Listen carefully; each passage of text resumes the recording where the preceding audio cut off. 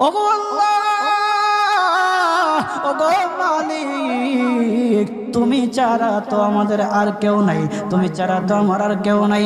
আল্লাহ গো, তুমি যদি মাফ না করো কে আমাকে মাফ করবে? তুমি যদি মাফ না করো কে আমাকে মাফ করবে? তুমি যদি আমাকে মাফ করো তাহলে তোমার কোনো দিকে কমবে না, তুমি যদি আমাকে মাফ না করো তোমার কোনো দিকে বাড়বে না। আল্লাহ গো, তুমি আমাকে মাফ করে দাও। সারাটা জীবন অন্যায় কাজ করেছি, সারাটা জীবন নাফরমানি করেছি, আমার কাছে কালেমার দাওয়াত কম আসে নাই, আমার কাছে কালেমার দাওয়াত কম আসে নাই, আমাকে লোকেরা কম বোঝায় নাই। ওগো আল্লাহ, তুমি আমাকে মাফ করে দাও। মাফ না করলে কোথায় যাব, কার কাছে যাব?